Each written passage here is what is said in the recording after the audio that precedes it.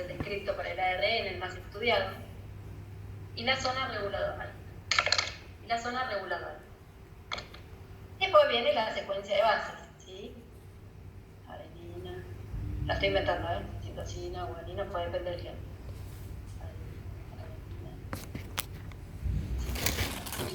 ¿Sí?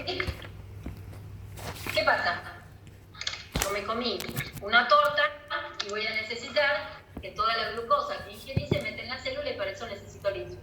Entonces se va a empezar a activar la maquinaria de la transcripción del gen de la insulina para formar la proteína. Entonces, ¿qué va a pasar? El factor de transcripción basal va a reconocer al promotor y se va a unir.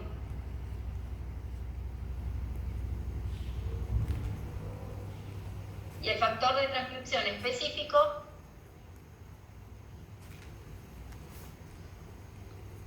se une al regulador. ¿Sí? La unión del basal al promotor y del específico al regulador hace que el ADN cambie la forma.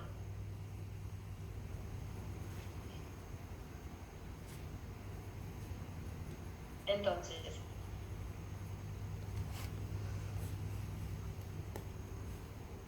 este cambio en la forma del ADN hace que el factor de transcripción basal se una al factor de transcripción específico. ¿Sí? Y esa unión del basal y el específico activan a la ARN polimerasa. Entonces, ¿qué va a hacer la ARN polimerasa una vez que se activó? Va a empezar a leer los nucleótidos de ADN y va a traer los complementarios de ARN. Adenina se complementaba con timina, pero en el ARN tengo uracilo. Citosina con guanina, uracilo, guanina, adenina. Y así tengo formada mi ARN. ¿Sí? ¿Qué pasa? Si yo tengo una alteración en lo que es la zona promotora o la zona reguladora, los factores de transcripción basal y específico no los van a reconocer y no se van a poder unir. Si el basal no se une al promotor o el específico al regulador, ¿sí? Eso hace que no vaya a cambiar el cambio de, digamos, el ADN no cambie su forma, el basal y el específico no se unan y por lo tanto no se active la ARN polimerasa. Si no se activa la ARN polimerasa, ese gen directamente no se transcribe. O sea, voy a tener la ausencia completa de una proteína. ¿Sí?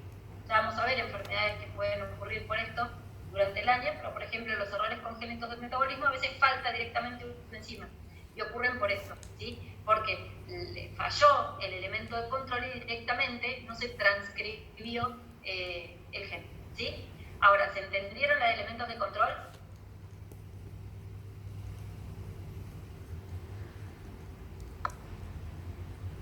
Vamos para arriba que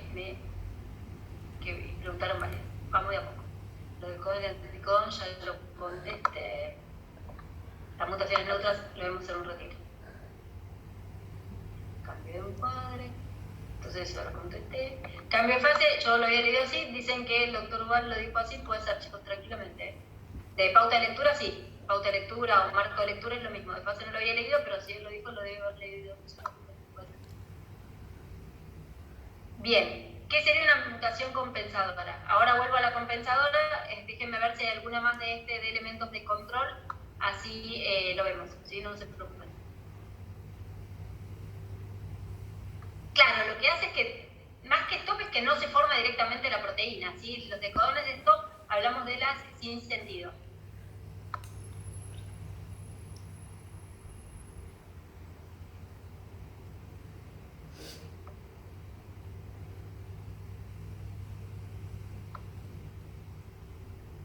¿Podré decirlo resumido de los elementos de control? Sí, chicos, obviamente que se puede decir resumido. Mi idea era que proceso, ¿sí? En los elementos de control hay una mutación en lo que es la zona promotora o la zona reguladora. Al fallar eso, no va a activar la síntesis del ARN, la transcripción de un gen. Al no transcribirse un determinado gen, voy a tener la ausencia total de una proteína, ¿sí?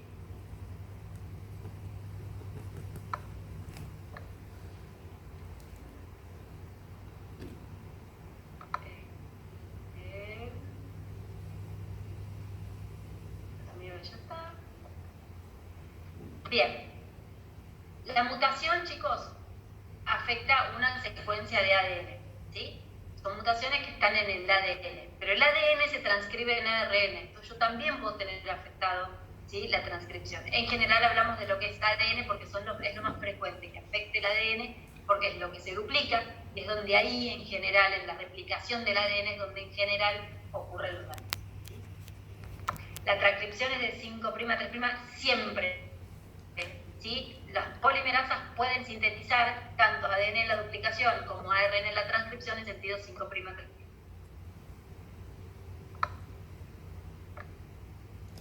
Bien. Ahora, ¿se entendió esto? Ahora voy a la compensadora, ¿sí? Pero esto, ¿se entendió?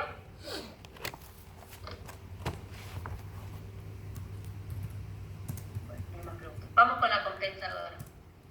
Muchas veces, cuando ocurre una lesión, por ejemplo, acá que yo perdí, se compensa con la adición de bases. Por ejemplo, en Sprintron se agregan 2. Entonces, al agregarse lo mismo que se perdió, mejora el marco de lectura. ¿Sí? Lo corrige. Esa es una mutación compensadora. Algo que lo que saqué al principio, lo recupero al final y eso me corrige el marco de lectura. Eso sería una mutación compensadora. Obviamente que igual la consecuencia es que la proteína es anómala, porque voy a tener un montón de aminoácidos en el medio que no son los que deberían estar, con lo cual es compensadora a medias, si no es que me evito el problema al 100%. Voy a tener una proteína alterada, pero por ahí un poquito más funcional que lo que hubiera sido si no se hubiera compensado con otro. Bien. Bueno, y la de extensión de la repetición de tripletes es lo que expliqué antes. Se llega a un umbral, directamente que me va a generar la enfermedad, ¿sí? La mutación se da en general durante la replicación del ADN, durante la duplicación. Se puede dar en el proceso de transcripción, por ejemplo, cuando afecta a zonas promotoras o reguladoras, no se va a dar esa transcripción, o se puede dar durante el procesamiento de los ARN como el splice, ¿sí? Bien, estas son las mutaciones. Las mutaciones, de acuerdo a que existan o no, ¿vamos bien con la hora? Vamos a meterle un cachito. De acuerdo a que existan o no un agente capaz de acelerar un proceso de mutación, las podemos clasificar en espontáneas o inducidas, ¿sí? En espontáneas es cuando se producen en condiciones basales, ¿sí? No hay ningún factor que me aumente o me produzca la mutación. En cambio, la inducida, yo tengo un agente que me produjo la inducción o me aumentó la frecuencia, ¿sí? Ejemplo fácil. Si yo nunca me expuse al sol, o me expongo al sol pero me pongo protector solar, evito las horas y hago un melanoma, es una mutación espontánea. Es una mutación en condiciones basales de radiación, a la que todos estamos expuestos. Si yo en cambio durante toda mi vida me puse al sol de 12 a 4 de la tarde, con aceite, nunca me puse protector en mi vida y hago una mutación, es una mutación inducida, porque yo me expuse a altas tasas de radiación, ¿sí? Otro ejemplo. Ustedes saben que el virus del HPV, el papiloma humano, puede producir cáncer de cuello de útero. Si yo tengo una mutación, si yo tengo un cáncer de cuello de útero, pero no tengo ningún factor que me lo haya desencadenado, es una mutación espontánea. En cambio, si yo tuve un antecedente de un HPV, es una mutación inducida por ese virus, ¿sí? ¿Se entiende? Cuando hay o cuando no hay. Si no hay, es espontánea. Cuando hay un agente mediador, es inducida, ¿sí? Esos agentes capaces de producir mutaciones se llaman agentes mutagénicos, ¿sí? Estos agentes mutagénicos pueden ser agentes físicos como las radiaciones, químicos, por ejemplo el asbesto, ¿sí? Y biológicos como por ejemplo determinados virus que son capaces de producir mutaciones en el ADN. Bien, si bien pueden haber factores ambientales que puedan desencadenar una mutación, hay características propias de los genes que pueden aumentar el riesgo de que se produzca mutación, ¿sí? Esos agentes, esas características propias de los genes las llamamos como factores de riesgo para que se produzcan una mutación. Y esos factores de riesgo son 3, ¿sí? Esas características propias del gen que aumentan las mutaciones son 3.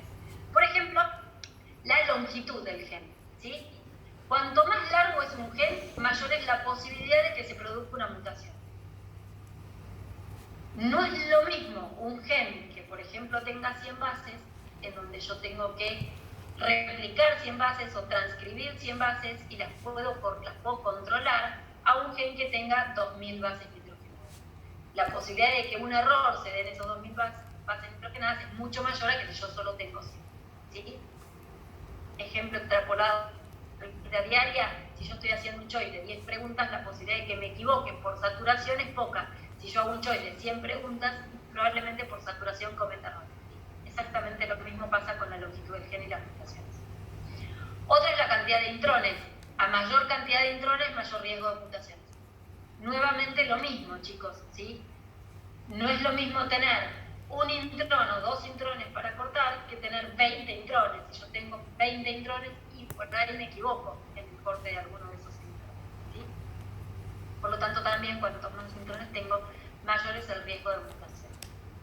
Y por último, la forma química de determinadas bases nitrogenadas.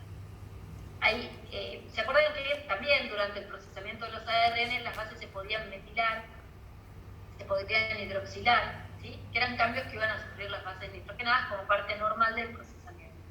Hay determinados cambios o formas químicas de las bases que las hacen susceptibles a mutar, a ser dañadas por un agente mutagénico. ¿Sí? Por ejemplo, cuando se metila la citosina, se debilita y eso hace que sea más fácil que sea dañada. Ejemplo, si a mí me bajan las defensas, es posible que me enferme, que un virus se aproveche y se meta, tal cual, ¿sí? La metilación debilita la citosina, más susceptible a un agente ambiental, ¿sí?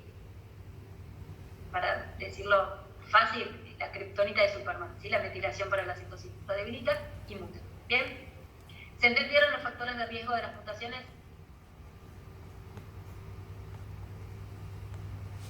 Tres entonces: longitud génica, cantidad de intrones y forma química de las bases. Bien, vamos ahora con las consecuencias que puede tener una mutación sobre una persona. Hasta ahora todo lo que vinimos dando de ejemplo, ahí vamos con las neutras, a eso iba ahora. Hasta ahora lo que habíamos dado de ejemplo siempre son enfermedades, ¿sí? Enfermedades genéticas, cáncer, o sea, todas mutaciones que nos hacen mal, son mutaciones perjudiciales, ¿sí? Sin embargo, hay mutaciones que benefician, se llaman mutaciones beneficiosas, ¿sí? Por ejemplo, si yo soy una bacteria, mi ADN muta y esa mutación hace que sea resistente a la penicilina, es una mutación que me ayudó a sobrevivir, ¿sí? Esa mutación es beneficiosa para la especie, ¿sí? Si nosotros, como hombres de la ciencia, pensamos en la evolución y si venimos del mono, el cambio de la posición en 4 patas a la posición erguida o la oposición del pulgar que tenemos nosotros y los monos no, son por mutaciones. Eso es una mutación beneficiosa porque nos permite la prensión, ¿sí? Poder oponer el pulgar. Una prensión mucho más fina, ¿sí? Entonces es una mutación que benefició a la evolución. Obviamente que las mutaciones beneficiosas, las perjudiciales se ven en el momento, ¿sí? Porque la enfermedad se ve, tanto la hereditaria como un cáncer se ve en el momento, las beneficiosas las vemos con la evolución, ¿sí? Son como más lentas y por ahí no las notamos tanto nosotros. Pero son también mutaciones que ayudaron a la evolución de la especie, ¿sí? Vieron que ahora de tanto mirar el celular estamos mutando y está cambiando la forma de los huesos de la columna. Eso es una mutación, chicos, son cambios en el ADN que permiten esos cambios. Sin embargo, lo más común no es que ni sean perjudiciales ni sean beneficiosas, sean neutras, ¿sí? ¿Qué significa que una mutación sea neutra o neutral? Que no beneficia ni perjudica a la especie, ¿sí? Sino que lo que permite es la gran diversidad de genomas, ¿sí? En una población. Al ser todos tan diferentes por esas mutaciones que se van dando, disminuye a largo plazo el riesgo de que se produzcan enfermedades genéticas, ¿sí? Que se transmitan enfermedades genéticas. Ya van a ver en embrios, pero los gemelos monocigóticos surgen de una misma célula, de un mismo cigoto. Hay un solo cigoto que en algún momento se divide. Por lo tanto, son los gemelos idénticos, porque son los dos con exactamente la misma carga genética. Pero ¿qué pasa? A lo largo de la vida, el medio ambiente va a hacer que esas personas tengan pequeños cambios en el ADN, que se llaman mutaciones, y hace que sean diferentes. Vieron que Si bien son muy parecidos, hay pequeñas diferencias entre uno y otro. Bueno, esas son las mutaciones que van acumulando, que vamos acumulando todos en nuestro genoma. Por eso es único e irrepetible el genoma de una persona, incluso entre los gemelos idénticos, que si bien son los más difíciles de identificar porque su carga genética es prácticamente lo mismo, no lo es, ¿sí? Hay estas pequeñas mutaciones. Exactamente, las mutaciones nos permiten adaptarnos al medio ambiente. No sé, en el colegio típico los pájaros, los pinzones, ¿sí? Que tenían el pico curvo porque comían del piso y después cuando se acabó la comida y tenían que comer del árbol se les puso recto, no considero al revés. Pero esa mutación, ¿sí? De la forma del pico los ayudó a adaptarse a las nuevas condiciones del medio ambiente, ¿sí?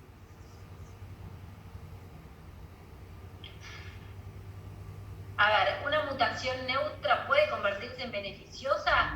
A ver, probablemente a lo largo de la evolución esa posibilidad de que todos tengan diferente ADN beneficia porque el riesgo de transmitir enfermedades monogénicas es menor, con lo cual a largo plazo va a producir beneficios en la población general, ¿sí? Y una mutación neutra que por ahí para nosotros es perjudicial, en otro lado es beneficiosa, ¿sí? Por ejemplo, la anemia perniciosa es perjudicial para nosotros, pero en África los protege del paludismo, ¿sí? Es un tipo de anemia, la anemia hemolítica. A nosotros la anemia hemolítica nos perjudica, pero por la forma de los glóbulos rojos nos protege del paludismo. Entonces, en África, que hay mucho paludismo, esa anemia es beneficiosa, que para nosotros es perjudicial. Entonces, esa mutación allá permanece, ¿sí? Una anemia hemolítica. ¿Se entiende, chicos? O sea, para mí es perjudicial, pero si viviera en África como me protege del paludismo, me ayuda, ¿sí? Y por último, dos cosas me quedan comentarles antes que termine la clase y después vemos más dudas. Las mutaciones pueden afectar células germinales o células sexuales y pueden afectar a las células somáticas. Cuando afectan a las células somáticas, el que tiene la mutación es el que padece la consecuencia. Por ejemplo, yo tengo una mutación sobre una célula somática, voy a tener, por ejemplo, un cáncer, voy a tener un melanoma, ¿sí? En cambio, si tengo una mutación sobre una célula germinal o una célula sexual, esa mutación no la voy a sufrir yo, sino que la va a sufrir mi descendencia. Si yo voy a heredarle a mi descendencia una determinada enfermedad, por ejemplo, ¿sí? Entonces, las mutaciones que son heredables son aquellas que afectan las células sexuales o células germinales. Bien, y por último, chicos, los mecanismos de reparación del ADN, ¿sí? Piensen que los cambios en el ADN son bastante frecuentes, porque con la duplicación del ADN, con la replicación, puede haber errores en el apareamiento de bases. Sin embargo, nosotros tenemos, para disminuir el riesgo de mutaciones, de los cambios permanentes en el ADN, mecanismos de reparación, mecanismos de control. Esos mecanismos de reparación están asociados al ADN polimerasa beta, ¿sí? Y son el REMA y el REM, ¿sí? Que de acuerdo a qué cantidad de bases pueden corregir o en qué momento del ciclo funcionan, va a ser determinado tipo de... se llaman de forma diferente. El más amplio, el más extenso es el REM, ¿sí? De escisión nucleotídica, se llama reparación por escisión nucleotídica. REMA se llama reparación por mal apareamiento de bases, REBA por escisión de bases, y el REM es por la escisión de nucleótidos directamente. El REN es el que tiene la posibilidad de corregir espacios más extensos de ADN, es uno de los más importantes, ¿sí? Ese REN, cuando falla, vamos a tener enfermedades gravísimas. ¿Vieron la enfermedad de los huesos de cristal o el senoderma pigmentoso? Bueno, de la piel, perdón, no de los huesos, de la piel del senoderma pigmentoso. Bueno, acá falla el REN, precisamente. Entonces se va acumulando las mutaciones sobre la piel, ¿sí? Y empiezan teniendo tumores de distinta magnitud de acuerdo a la mutación hasta que directamente tienen tumores malignos, ¿sí? Incluso la exposición solar tiene daños a nivel de la piel porque acumulan las mutaciones y no pueden corregir, ¿sí? Y ahí ahora se me fue el nombre del otro síndrome. ¿Vieron esos chicos que son como viejitos desde muy chiquitos? Bueno, también es por el REN, ahora se me fue el nombre, ya me va a venir. pero esa enfermedad también se da por alteraciones en el REM, ¿sí? En donde se van acumulando las mutaciones, entonces la célula envejece mucho más pronto.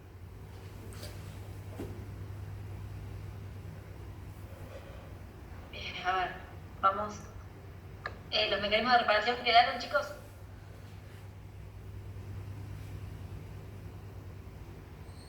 Progeria, gracias. Gracias, Pato. Progeria, muy bien. Muchas gracias, chicos, se me ha venido el nombre. Benjamin Button.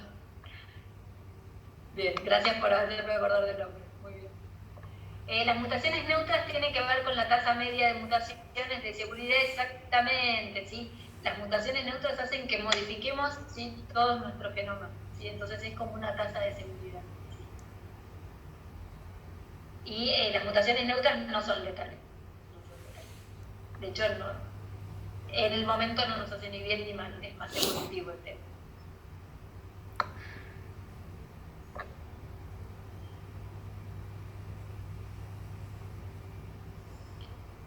Bien, dice, si la mutación ocurrió en células germinales de los padres, el hijo que tiene esa enfermedad, cuando se reproduzca sus descendientes, obligatoriamente van a tener la misma mutación o enfermedad, depende si la mutación es dominante o si la mutación es recesiva. Si la mutación es dominante, ¿sí?, los hijos van a tener la enfermedad. Si la mutación es recesiva, depende del genotipo de la pareja, ¿sí?, del otro progenitor. Los mecanismos de reparación están asociados al ADN polimerasa beta. La exonucleasa tiene función de sacar nucleótidos de ADN, destruirlos y poner nucleótidos de ADN nuevos, ¿sí? Es una exonucleasa. ¿Alguna otra duda, chicos?